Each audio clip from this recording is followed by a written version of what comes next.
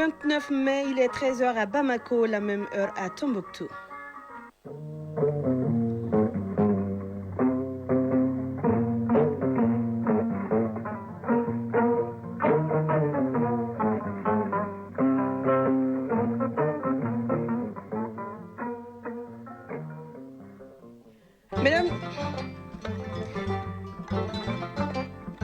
Mesdames et messieurs, bonjour et merci de choisir Radio Mali pour vous informer. Une présentation de Bourama Traoré et Fatou Djabi, et bonjour à tous. Réformer pour mieux gouverner, le ministère de l'Environnement partage ses priorités avec les partenaires techniques et financiers. Des partenaires également mobilisés pour promouvoir des semences locales, une alternative pour l'atteinte de l'autosuffisance alimentaire. Au Soudan, une épidémie de choléra fait 70 morts en 2 jours à Khartoum, la capitale, selon le ministère de la Santé, qui comptabilise 1000 nouveaux cas. Dubaï enregistre une température record de 51,6 degrés, la plus élevée jamais mesurée sur la planète au mois de mai, une parfaite illustration de la multiplication des vagues de chaleur à travers le monde. Au tournoi UEFA en Mauritanie, les Maliennes affrontent aujourd'hui les Sierra-Léonaises en demi-finale. La leçon du sport porte sur l'arbitre de football qui veille à l'application des lois du jeu. Les couples s'unissent et se séparent. Le divorce devenu un phénomène banal et dans le viseur de la chronique judiciaire qui aborde les différentes formes de ce mal social. Et c'est tout pour les titres. Le ministère en charge de l'environnement partage ses priorités avec les partenaires techniques et financiers. Elle s'articule autour des réformes institutionnelles transversales pour une meilleure gouvernance environnementale. Oui, l'exercice entre dans une logique de performance et de redevabilité, à l'issue duquel le département de tutelle souhaite bénéficier de l'adhésion des TPF. Le compte-rendu de Mamadou Fani. Le Mali et ses partenaires se mobilisent sur les priorités de l'État dans le secteur de l'environnement.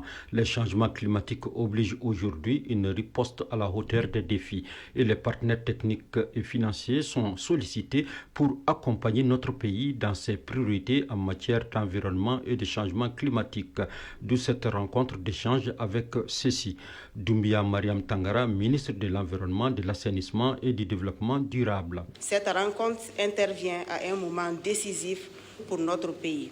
C'est pourquoi le MEADD a défini en début d'année les priorités stratégiques pour renforcer son rôle de pilote de la transition écologique, moderniser son fonctionnement et améliorer l'impact de ses actions. Ces priorités s'articulent autour de réformes institutionnelles transversales pour une meilleure gouvernance environnementale et de domaines techniques à fort potentiel d'impact tels que le climat, biodiversité, économie verte, gestion de l'eau, éducation environnementale, etc. L'impact des changements climatiques sont perceptibles avec comme conséquence les inondations, la déforestation, l'impact de leur péage, entre autres. Il faut donc une synergie d'action pour venir à bout de ces phénomènes. Malé Diop, représentant résident du PNUD au Mali, chef de file des partenaires techniques et financiers. Leur faible niveau d'opérationnalisation et de cohérence recommande aujourd'hui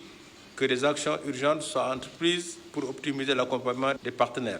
Au nombre de ces actions, nous pouvons citer la définition d'une feuille de route sur la manière dont les partenaires pourraient accompagner le gouvernement de manière coordonnée et efficiente dans la mise en œuvre des priorités définies dans les plans et stratégies nationaux, l'instauration de la tenue régulière de réunions conjointes afin de créer un cadre permanent d'échange et de partage entre le département de l'environnement et le groupe thématique des PTF que nous constituons. La rencontre a permis d'avoir une convergence de vie entre le Mali et ses partenaires. Les partenaires techniques et financiers ont renouvelé leur disponibilité à accompagner notre pays. Voilà, vous l'aurez compris, il s'agissait des PTF, accompagner notre pays à faire face aux défis environnementaux et à protéger nos ressources naturelles. Des partenaires également mobilisés à soutenir le Mali dans la promotion des semences locales. Oui, producteurs, experts et partenaires se rencontrent donc à Bagneda pour parler de la défense et de la valorisation des semences maraîchères. C'est à l'occasion de la toute première foire organisée à cet effet. Notre envoyé spécial est Maïmouna Guindo. À Baguineda, une localité où l'agriculture est à la fois un mode de vie et un pilier économique, les semences maraîchères paysannes occupent une place stratégique. C'est justement pour leur redonner toute leur valeur que l'Union nationale des coopératives des planteurs et maraîchers du Mali, UNCPM, a lancé à Baguineda une foire dédiée à ces semences locales et pour cause, la souveraineté alimentaire. Abdoulaye Bamba, directeur de l'Union nationale des coopératives de planteurs et maraîchers du Mali. On s'est dit que la semence est essentielle pour la souveraineté agricole, la souveraineté alimentaire. Et maintenant, nous savons que la semence est un problème très sérieux dans la mesure où on peut dicter, on peut changer le génome de la semence, avoir des organismes génétiquement modifiés. Personne ne sait quel est leur impact sur l'organisme qui va les consommer, entre autres. Donc, en voyant tout cela, on s'est dit que dans le sens du développement de la souveraineté alimentaire, faisons en sorte que nos semences locales soient valorisées et reconnues par les autorités. Le représentant de la Direction nationale de l'agriculture n'a pas manqué de souligner les nombreux défis auxquels fait face le secteur maraîcher au Mali. Souleymane Barayogo, représentant de la Direction nationale de l'agriculture. Ces semences qui sont l'héritage de plusieurs années de savoir agricole représentent une solution durable aux défis actuels. Défis dont on peut citer entre autres un cadre juridique inadapté. Nous avons des problèmes de financement et d'organisation. Comme enjeu, nous avons la souveraineté alimentaire à atteindre. Les travaux à venir sont nombreux. Nous pouvons citer la mise en place d'un catalogue de semences paysans, l'adoption de la nouvelle politique nationale sémencière qui est en cours d'élaboration. Samaratou Touré, exposante. On est venu ici aujourd'hui présenter les semences et présenter les produits agroécologiques qui rentrent dans la conservation des semences paysannes. On a les semences de gombo, les semences d'aubergines locales, on a les semences de tomates, on a les semences de l'aubergine aussi. Les échanges ont permis de faire émerger des pistes concrètes pour renforcer la place des semences maraîchères paysannes dans l'agriculture malienne. L'UNCPM espère faire un pas de plus vers une souveraineté semencière nationale enracinée dans le pouvoir paysan. Nous restons dans le domaine de l'agriculture. À Tombouctou, la FAO remet un important lot d'équipements agricoles et des semences à l'Office pour la mise en valeur du système Fagibine Fatou Diaby. Oui, Broma Traoré, ces équipements agricoles et semences sont destinés aux producteurs de la zone d'intervention de l'Office pour mieux préparer la campagne agricole. À ce geste s'ajoute 10 tonnes de semencerie financées sur budget national. De la Cité du Savoir, une correspondance de Najim Babasissé. En remettant ces matériels agricoles et semences à l'Office pour la mise en valeur du système Fagibine, la FAO entend assister les producteurs de la zone de l'Office impactés par les inondations en 2024, tout en les aidant à mieux préparer la campagne qui s'annonce. D'une valeur de plus de 18 millions de francs CFA, ce don est en lien avec la politique de l'organisation, celle de soutenir les populations en matière d'alimentation et de l'agriculture. El Hadji Atara, chef de bureau de la FAO Tombouctou. Ces inondations ont créé beaucoup de dégâts sur les actifs de production. Donc ce qui a amené la FAO à travers un plaidoyer du système Fagibine à appuyer les populations vulnérables de cette zone d'intervention de la région, car c'est une zone qui a reçu à la faveur de la crue excessive assez d'eau, pour distribuer en tout cas ces intrants aux populations vulnérables. Le directeur général de l'Office est comblé par un tel geste dont les enjeux sont connus pour des producteurs qui ont été résilients face aux effets du changement climatique. Bouré Massadou Ongoïba, directeur général de l'Office pour la mise en valeur du système Fagibine. Cette donation va nous permettre d'atteindre certains de nos objectifs à travers en tout cas une augmentation de superficie et aussi à l'accès aussi des semences de qualité. Les bénéficiaires sont estimés à 825 personnes, majoritairement des jeunes et des femmes maraîchères. Mamadou Tembeli, directeur de cabinet du gouverneur de la région de Tombouctou. Cette donation, dont la valeur est estimée à 18 millions de francs CFA, est composée de arrosoir 825, binette 825, engrais organique 20 tonnes 650 et une quantité importante de semences fines, notamment des choux, laitue, gombo, oignons, tomates, carottes, aubergines, échalotes et amarantes. Il sera question de la mise à disposition par l'État de 10 tonnes de semences de riz acquises sur le budget national d'un montant de 8 millions de francs CFA. Après avoir remercié le donateur, le directeur de cabinet a instruit aux responsables de l'office de faire une bonne répartition du don afin d'atteindre les bénéficiaires et contribuer à leur relèvement. Tombouctou Najim Baba Sissé, Mahmoud Askofare pour l'ORTM.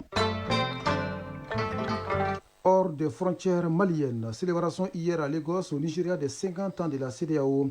Un jubilé célébré en toute sobriété. Seuls une poignée de chefs d'État se sont déplacés pour ce cinquantenaire de l'organisation sous-régionale. À 90 ans, le Nigérian Yakubu Gowon était à l'honneur en tant que dernier père fondateur vivant. Les pays membres de l'organisation ont réaffirmé dans la capitale économique du Nigeria leur volonté de réussir l'intégration régionale malgré les difficultés et les objectifs non atteints. Au Sénégal, partis politiques et représentants de la société civile débattent depuis hier des mesures à prendre pour consolider la démocratie. Jusqu'au 4 juin, 800 participants sont réunis pour un grand dialogue national sur les systèmes politiques sénégalais. Parmi les thèmes abordés, la rationalisation des partis politiques ou encore la transformation du Conseil constitutionnel en Cour constitutionnelle pour plus d'indépendance. En Guinée, la Cour d'appel de Conakry a confirmé la condamnation d'Ali Ouba. Le président du parti Modèle avait été condamné en première instance à 2 ans de prison ferme pour offense et diffamation envers le chef de l'État, Mamadi Doumbouya. Et pendant ce temps, au Soudan, une épidémie de choléra fait 70 morts en 2 jours à Khartoum, la capitale. C'est ce qu'a annoncé ce jeudi le ministère de la Santé. Dans un communiqué, le ministère comptabilise 942 nouvelles infections et 25 morts pour la journée de mercredi après plus de 1000 nouveaux cas enregistrés. En Centrafrique, l'Assemblée nationale vient de voter par acclamation la loi remaniée sur la liberté de la presse et de la communication dans les pays. Aussitôt après cette adoption par les élus de la nation, plusieurs professionnels des médias ont vivement protesté contre certaines dispositions, dont la réintroduction du délit de presse. Avec cette loi, les autorités veulent régler l'espace médiatique centrafricain. Avant la promulgation de cette loi, le président de la République recevra le 31 mai prochain les professionnels des médias lors d'un déjeuner de presse.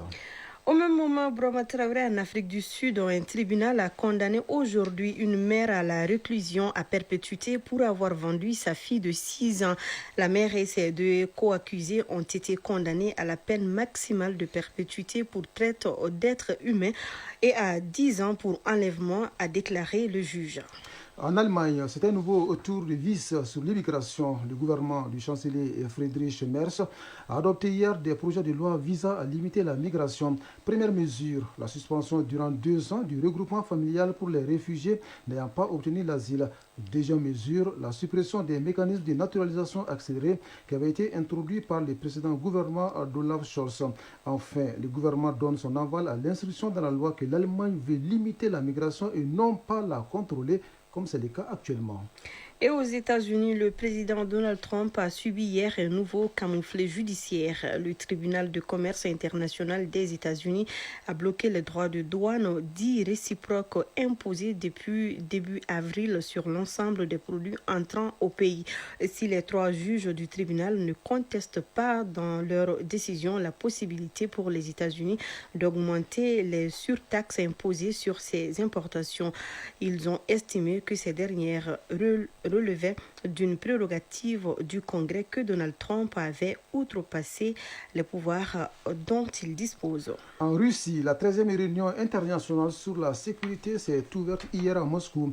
Des hauts représentants de la sécurité de plus d'une centaine de pays sont présents dans la capitale russe pour débattre de la problématique. La rencontre s'achève ce jeudi. Aux Émirats arabes unis, Dubaï a enregistré samedi dernier une température record de 51,6 degrés, la plus élevée jamais mesurée sur la planète au mois de mai. Elle illustre la multiplication des vagues de chaleur à travers le monde. L'Organisation météorologique mondiale anticipe que le réchauffement climatique pourrait dépasser plus 1,5 degré d'ici à 4 ans. Un seuil crucial fixé par l'accord de Paris sur le climat adopté il y a 10 ans.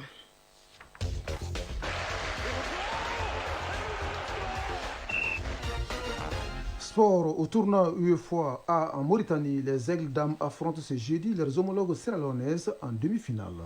Et en basketball, la deuxième journée du championnat national play-off se joue cet après-midi au Palais des Sports Salamatou Maïga. La synthèse de l'actualité sportive porte la signature de Isaac Thioune. Champion national de basketball de première division, le Palais des Sports Salamatou Maïga vibre au rythme de la phase play-off du championnat.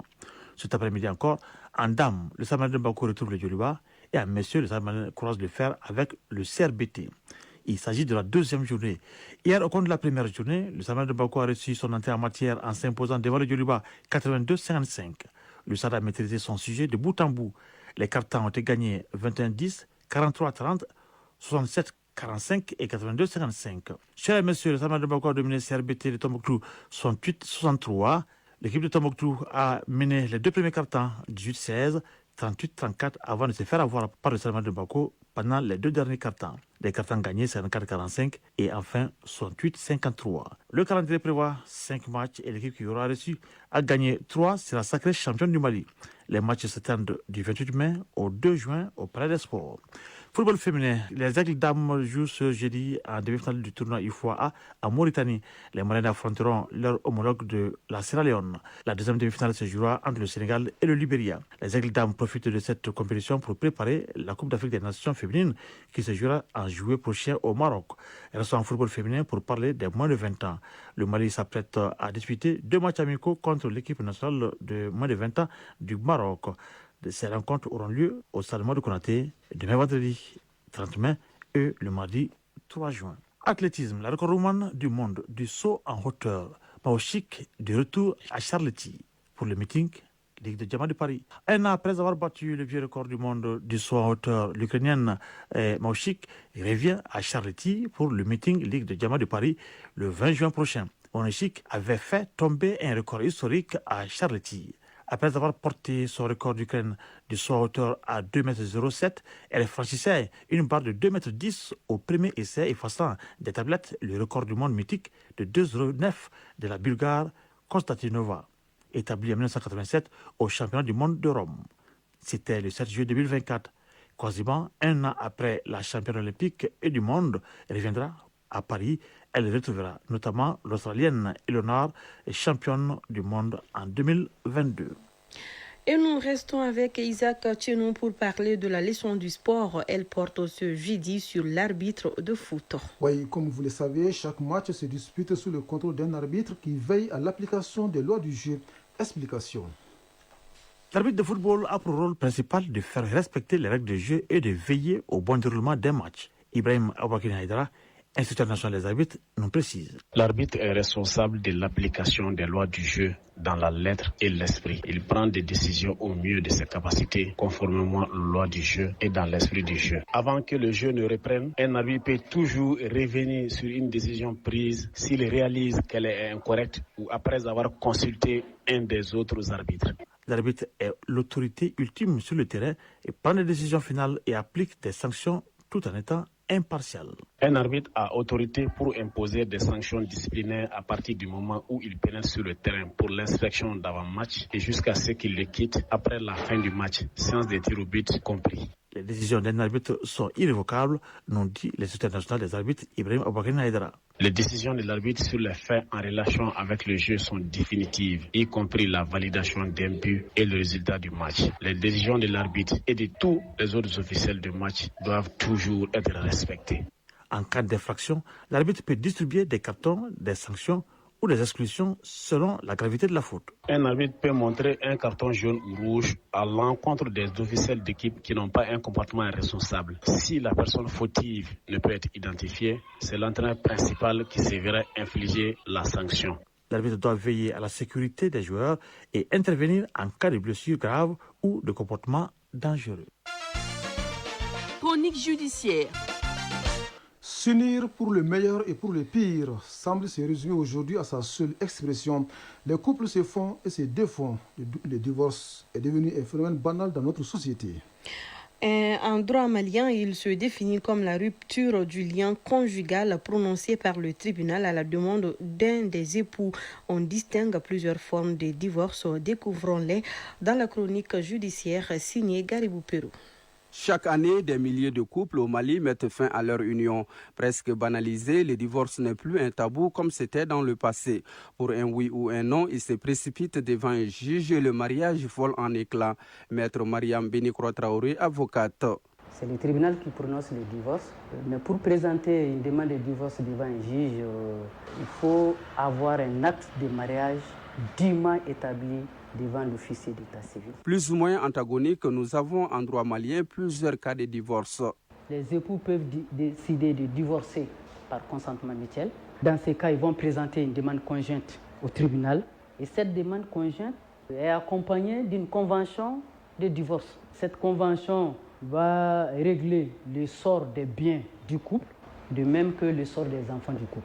Les très jeunes couples ne sont pas autorisés à demander, c'est-à-dire tous ceux qui n'ont pas fait 6 mois de mariage ne sont pas autorisés à venir devant le juge solliciter un divorce par consentement mutuel. Et après le délai de réflexion aussi, le couple a un délai maximum de 6 mois pour le renouveler. Si après le délai de réflexion, vous faisiez 6 mois sans venir renouveler votre demande de divorce, la première demande est caduque. Nous avons aussi le divorce par altération du lien conjugal. Ça, c'est une forme de divorce pour les couples séparés, de fait plus de 3 ans. Ça peut être pour des raisons d'abandon, ça peut être pour des raisons de voyage, ça peut être pour des raisons professionnelles dans un autre État ou bien une autre région. L'autre est en droit de demander le divorce pour rupture de la vie commune. Mais la loi continue pour dire que le conjoint qui pense que la rupture est insupportable pour elle, pour des raisons de santé, vu l'âge du mariage, même sa situation morale, peut s'opposer à ce divorce pour une rupture de la vie commune. À côté de ces divorces hybrides, nous avons les divorces pour faute. Plus conflictuels, les divorces pour faute impliquent une procédure plus longue. Là, les causes de divorce sont définies par la loi. Il suffit de regarder le 352 du Code des personnes et de la famille. Et si l'une des causes est là, l'autre conjoint peut demander le divorce. La loi dit quand il y a excès et injure grave et répété, l'un des époux peut demander le divorce. S'il y a un refus pour l'autre aussi de satisfaire ses obligations essentielles pour le mariage, vous pouvez demander le divorce. Et quand il y a une condamnation à une peine grave.